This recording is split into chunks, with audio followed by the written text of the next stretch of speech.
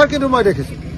যেনেকৈ অসমৰ মুখ্যমন্ত্ৰীয়ে কৈছে যে গৌৰৱ গগৈৰ পত্নী এলিজাবেথ নে কি নাম, গৌৰৱ গগৈৰ পত্নী ISIৰ লগত সম্পৰ্ক আছে বুলি যেনেকৈ প্ৰচাৰ কৰিছে, মই আকৌ দেখিছোঁ যে কংগ্ৰেছৰ নেতা কিবা চৌহান, কংগ্ৰেছৰ এতিয়া এজন ইনচাৰ্জ, অসমৰ ইনচাৰ্জ চৌহান নামৰ মানুহজনে কৈছে আকৌ যে অসমৰ মুখ্যমন্ত্ৰীয়ে আৰৱত কি কয় এইটো আপোনাৰ কি বুলি কয়, চৌদি আৰব মানে এইটো কি কয় ডাঙৰ চিটিখন এখন কি বুলি কয় ডুবাইত বোলে ডাঙৰ ডাঙৰ ফ্লেট কি কয় এইটো আপোনাৰ হেৰি বিজনেছ, কনষ্ট্ৰাকশ্যন বিজনেছ আৰু হোটেল বিজনেছত অসমৰ মুখ্যমন্ত্ৰীয়ে বোলে ইনভেষ্ট কৰিছে। মই দুটা একেলগতে শুনিছোঁ। আপোনালোকে সংবাদ মাধ্যমে অকল গৌৰৱ গগৈৰ ৱাইফ ISIৰ এজেণ্ট বুলি কোৱাটোহে শুনিছে।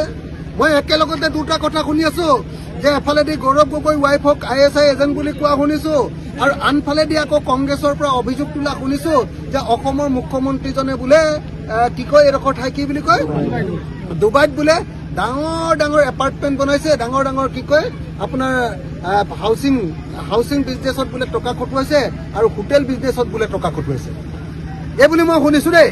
গতিকে দুইটা বিদেশৰ লগত জড়িত, এটা পাকিস্তানৰ লগত জড়িত, আনটো অভিযোগ আকৌ ডুবাইৰ লগত জড়িত। গতিকে একেলগতে দুইটাৰ তদন্ত হওক।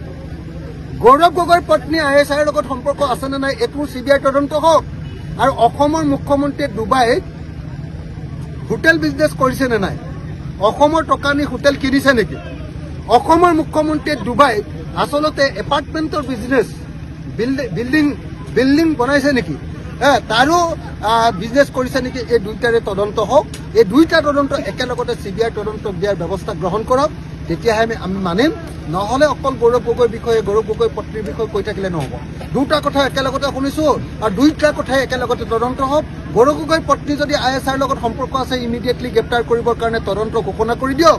আৰু হিমন্ত বিশ্ব শৰ্মাই যদি সঁচাকৈ ডুবাইত গৈ যদি বিল্ডিং কিনিছে, ডাঙৰ এপাৰ্টমেণ্ট বনাইছে, ডাঙৰ ইনভেষ্টমেণ্ট কৰিছে, যদি হোটেল কিনিছে, তেতিয়াহ'লে তাৰ ওপৰতো CBI তদন্ত হওক আৰু হিমন্ত বিশ্ব শৰ্মাকো গ্ৰেপ্তাৰ কৰা হওক। এই দুইটা তদন্ত একেলগে কৰিবৰ কাৰণে মই